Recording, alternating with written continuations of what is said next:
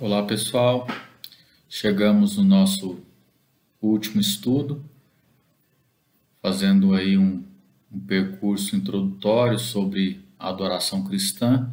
Hoje nós encerramos com muitas coisas para falarmos dentro do Novo Testamento.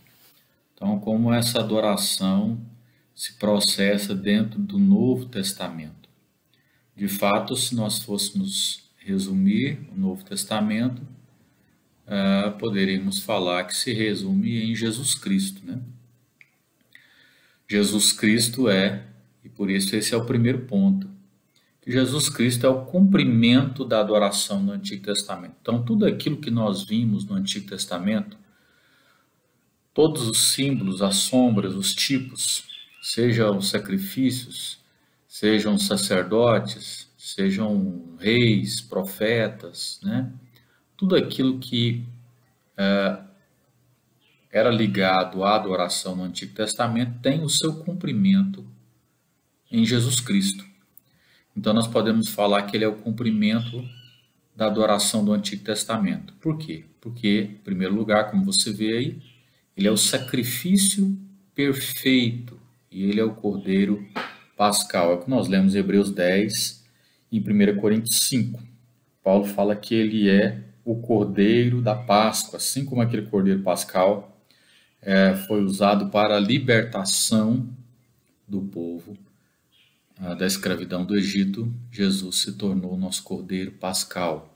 Ele também é o sacrifício perfeito, porque é diferente daqueles sacrifícios que o sacerdote apresentava dia após dia, oferecendo muitas vezes os mesmos sacrifícios, sem conseguir remover os pecados. Jesus foi oferecido como um único sacrifício pelos pecados. É isso que o texto de Hebreus 10 diz, né? Que ele foi, verso 14 diz, com uma única oferta aperfeiçoou para sempre quantos estão sendo santificados. Então, Cristo é o sacrifício, Cristo é o Cordeiro, Cristo é o novo tabernáculo e templo.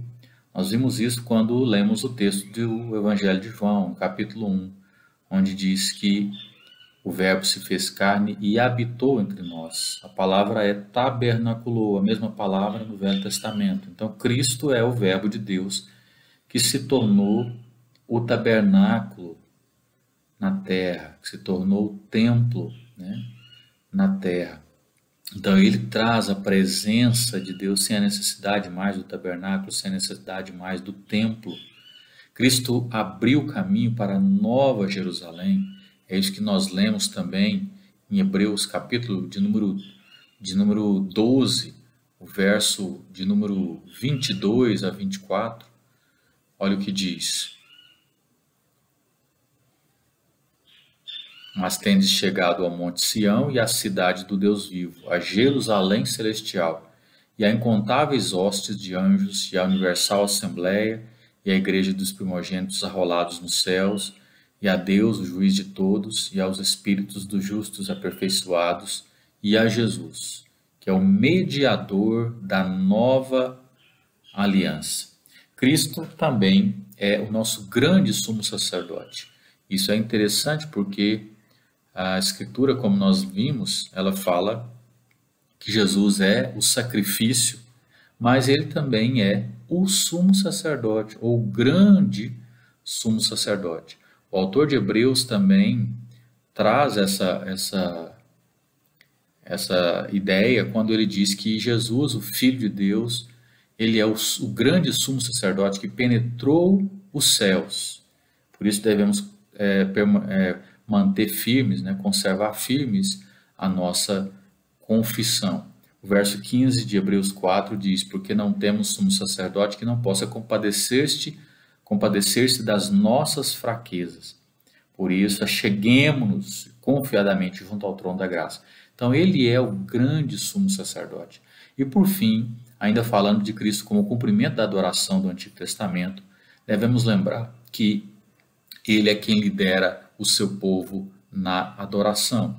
Hebreus, ainda no capítulo 2, os versos 10 e seguintes, vão trazer para nós essa ideia clara. Porque convinha que aquele, por cuja causa e por quem todas as coisas existem, conduzindo muitos filhos à glória, aperfeiçoasse por meio dos sofrimentos o autor da salvação deles. Pois tanto o que santifica como os que são santificados, todos vêm de um só. Por isso é que ele não se envergonha de lhes chamar irmãos, dizendo: a meus irmãos declarei o teu nome, cantar-te-ei louvores no meio da congregação. Jesus também é aquele que lidera o seu povo na adoração. Por isso podemos dizer que ele é o cumprimento da adoração do Antigo Testamento. Mas não só isso, em segundo lugar, ainda falando dentro do Novo Testamento, nós vamos perceber algumas expressões de adoração no Novo Testamento. Então, como nós temos muitos textos para passar e muito assunto para ser dado em uma única aula, eu vou tentar relembrar alguns desses textos sem lê-los. Você pode pegar aí, printar a tela e fazer essas leituras individualmente dentro dos seus estudos. Então, por exemplo, quando Jesus vem ao mundo, nos relatos, especialmente no relato de Lucas, no capítulo 1, no capítulo 2, nós vemos toda a criação se movendo, nós vemos anjos adorando, nós vemos pastores adorando, nós vemos uma estrela adorando, nós vemos toda a criação explodindo em canções, explodindo em louvor. Então essas expressões de adoração do Novo Testamento, elas focam sim a presença de Jesus, o Evangelho, a boa nova da salvação. Nós temos hinos dentro do Novo Testamento, dentre eles, talvez um grande hino conhecido, é o hino que é quase uma confissão de fé. Paulo escrevendo aos Filipenses capítulo 2, dos versos 5 aos versos 11, ele fala: tende em vós o mesmo sentimento que houve também em Cristo Jesus. E esse é quase um cântico, né? Poderia ser cantado porque ele traz toda uma confissão de fé. Além desse texto, nós temos Colossenses capítulo 1, que ele é a imagem do Deus invisível. Então, vários trechos dentro do Novo Testamento podem e foram cantados no decorrer da história, né, mostrando essas expressões de adoração. E também o livro de Apocalipse, como você vê, é um livro recheado de adoração, adoração celestial, anjos cantando, milícias adorando, almas dos mortos em Cristo celebrando, louvando e dizendo palavras de adoração. Ele é o Cordeiro que foi morto, ele é o único digno de abrir o livro. E nós temos isso várias vezes sendo repetidas dentro do Apocalipse, mostrando essas expressões de adoração presentes no Novo Testamento. Em terceiro lugar, falando ainda no Novo Testamento, nós já falamos que o Novo Testamento ele traz essa adoração em espírito e em verdade, ou seja, uma adoração que deve proceder do espírito humano nessa relação com o Espírito Santo, e isso fala-nos de uma adoração do coração, ou seja, que envolva todo o ser, as suas forças, a sua mente, o seu interior, e isso feito pelo Espírito Santo e procedendo do nosso espírito, ou seja, do nosso mais interior, né, que a Escritura chama de coração, e também em verdade, ou seja, precisa ser de acordo com a palavra de Deus. Isso é algo que nós já estudamos, não vamos focar mais nesse assunto. Em quarto lugar, nós temos a adoração da igreja primitiva. Você lê nas cartas de Paulo, você lê especialmente em Atos, como a igreja, primeira igreja, essa igreja que nasce ali, depois da assunção de Cristo, como essa igreja, ela adora. Ela, na verdade, poderíamos definir a igreja dizendo que ela é uma comunidade de adoração em uma missão do reino. Ou seja, na medida que a igreja adora, ela cumpre a sua missão, ou ela vai fazendo missão. Então ela adora na medida que nós vamos vivendo, nós vamos adorando, e na medida que nós vamos adorando, nós vamos levando o reino. Ou seja, somos agentes do reino, do venha a nós o vosso reino, do seja feita a tua vontade. Então essa igreja que adora, que caminha adorando, essa igreja ela caminha adorando com uma missão, a missão de propagar o evangelho do reino de Jesus Cristo. Então, isso é algo muito claro também na igreja primitiva. Mais claro ainda quando nós olhamos a adoração central na vida dessa comunidade. Se você já leu Atos, capítulo de número 2, nós vemos essa igreja em adoração. O verso 42 a 47, esse texto é interessante lermos, diz que esse povo perseverava na doutrina dos apóstolos e na comunhão, no partir do pão e nas orações. Ou seja, a adoração era algo central na vida diária dessa comunidade primeira. Em cada alma havia temor, muitos prodígios e sinais eram feitos por intermédio dos apóstolos, todos que creram estavam juntos e tinham tudo em comum. O verso 46, diariamente perseveravam unânimes no templo, partiam o pão de casa em casa, com alegria, faziam refeições, louvando a Deus e contando com a simpatia de todo o povo. E na medida que isso acontecia, Deus acrescentava dia a dia pessoas, né? E acrescentando mais e mais salvos. Então essa adoração era central, mas não só isso, eles se reuniam em nome de Jesus Cristo.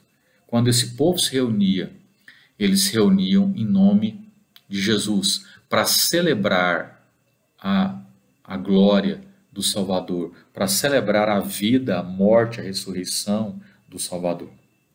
Mateus capítulo 18, o verso de número 20, a Escritura diz que onde estiverem 2 ou 3 reunidos, ali Jesus está no meio deles. Então essa comunidade começa a adorar, e ela adora como a prática da sinagoga dentro do período do Velho Testamento e no início do Novo Testamento, a sinagoga existia porque eles não tinham templo, ou seja, eles começaram a reunir num lugar chamado sinagoga, eles também começam a se reunir em lugares, em casas, né?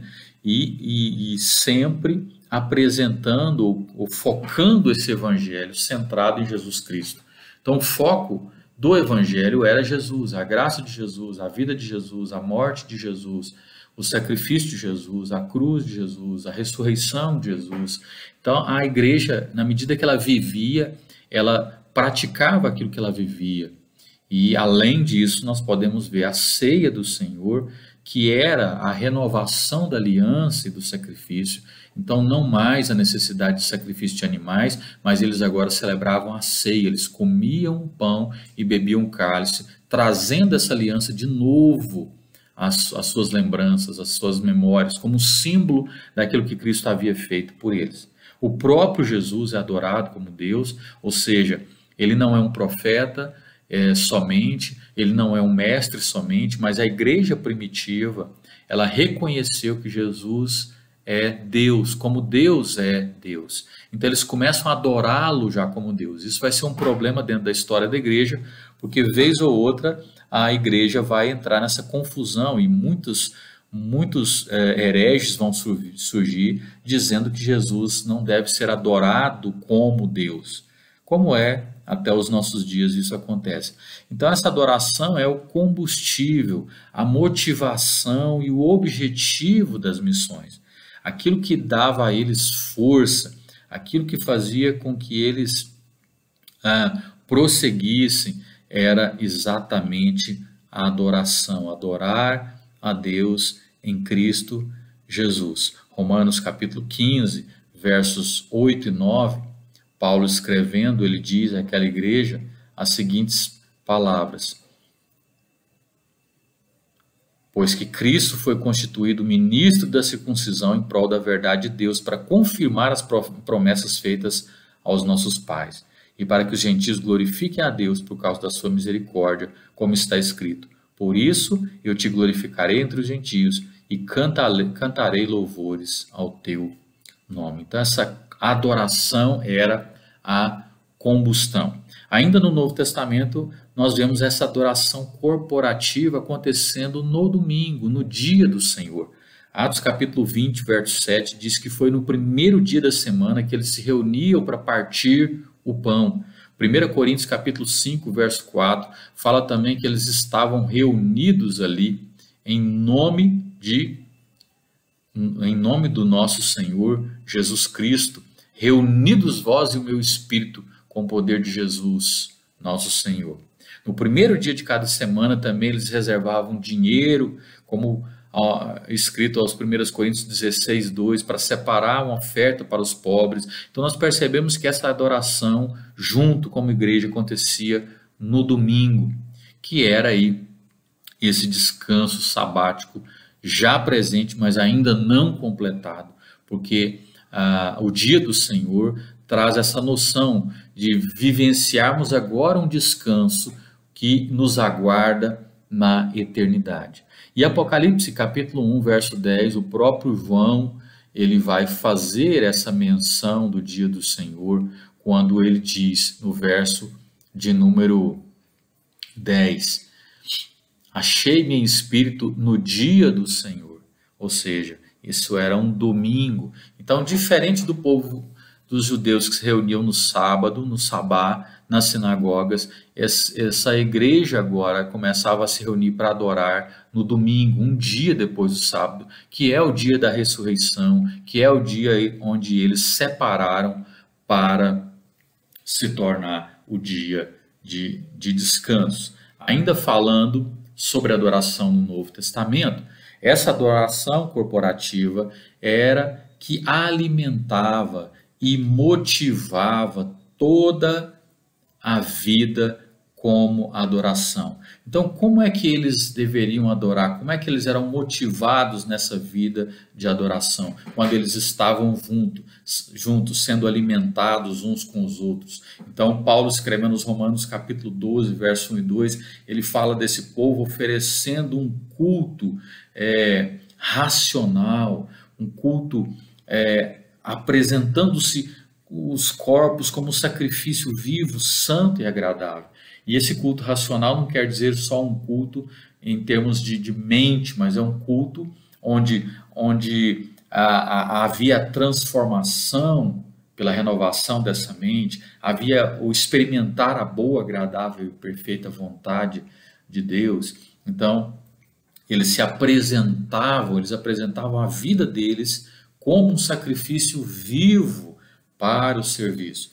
E isso Paulo vai dizer que incluía fazer todas as coisas para a glória de Deus. É por isso que essa adoração na vida era uma adoração que dizia respeito a fazer todas as coisas para a glória de Deus. Comer, beber, tudo que for feito, ou tudo que eles fizessem, eles estavam adorando a Deus. Fosse comer, fosse beber, eles estavam adorando. Isso deveria ser feito para a glória de Deus.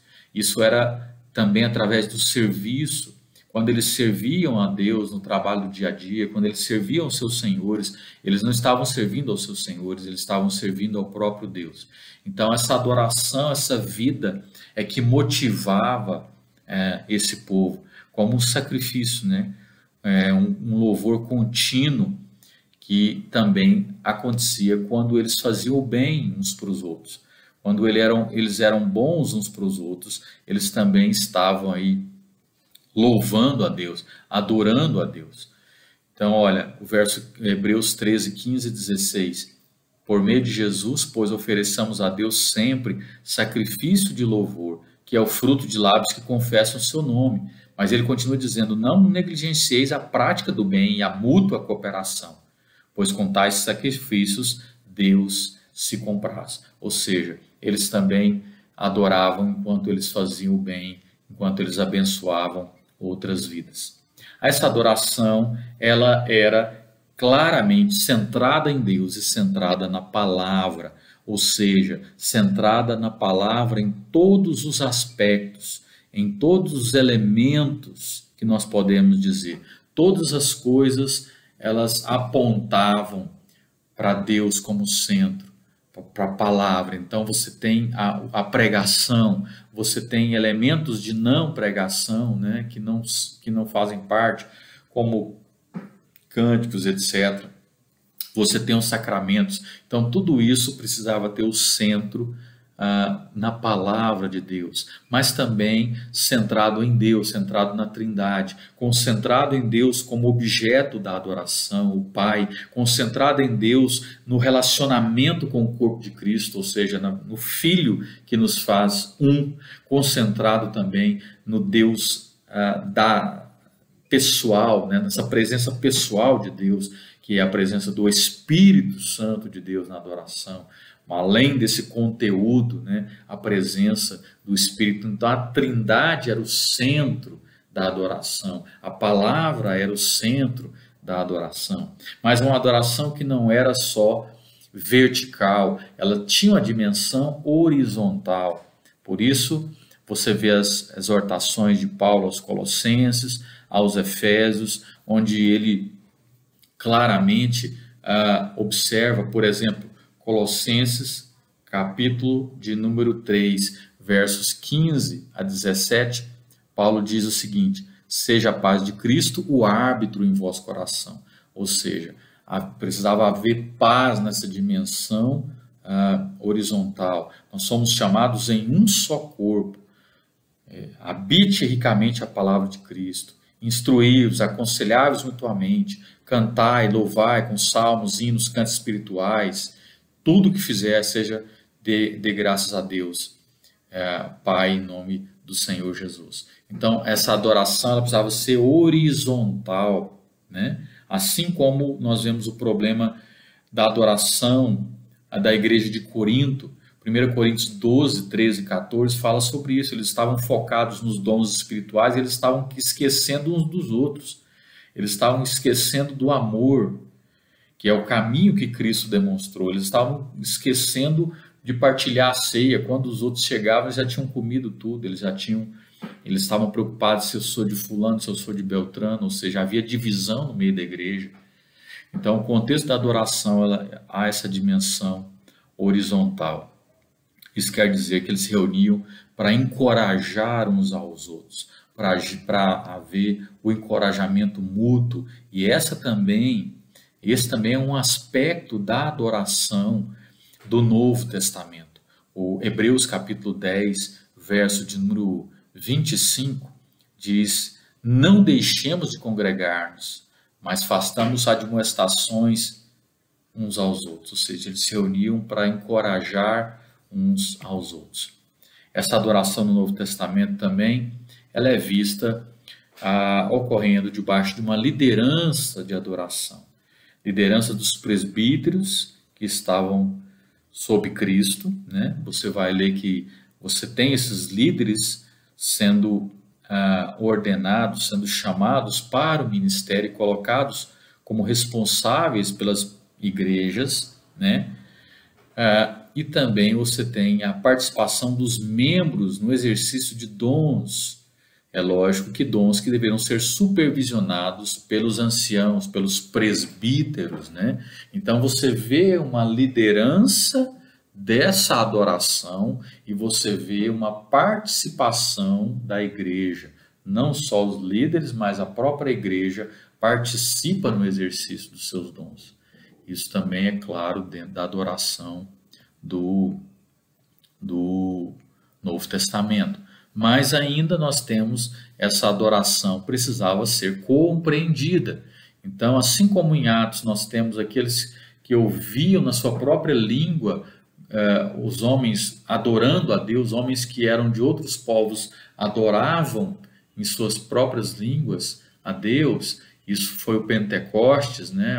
O avesso da Babilônia, o avesso de Babel é o Pentecostes. Então, essa adoração, ela precisava e ela precisa ser compreendida, né? Por isso que Paulo, escrevendo aos Coríntios também, 1 Coríntios 14, 16 e 23 a 25, ele fala dessa necessidade que aqueles que se achegarem ali compreendam o que está sendo dito, compreendam o que está sendo profetizado, para que se tornem aí como os filhos, né, da aliança. Olha o que diz 1 Coríntios 14,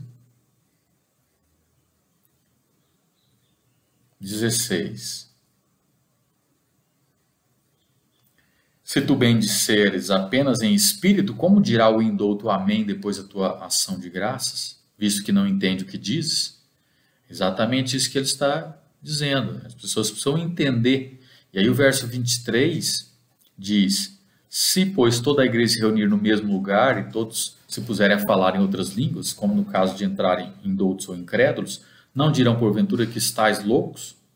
Então, ou seja, você tem vários grupos diversificados e essa adoração ela precisa ser compreendida por aqueles que estão presentes. Vamos caminhar para não estourarmos o nosso tempo. Nós temos ainda a adoração e o canto, né? Você vê isso também dentro da adoração do Novo Testamento. Deus usando o canto como um meio de trazer glória a si mesmo. Deus usando a música como um meio de trazer glória a si mesmo. Por isso, Paulo, escrevendo à igreja de Éfeso, ele fala sobre isso, que eles não deveriam se embriagar, mas em se encher do Espírito Santo, falando com salmos, entoando e louvando com hinos e cânticos espirituais. Ou seja, Deus vai usar essa adoração e esse canto. E isso é claro dentro das igrejas que já existiam, como o caso Éfeso.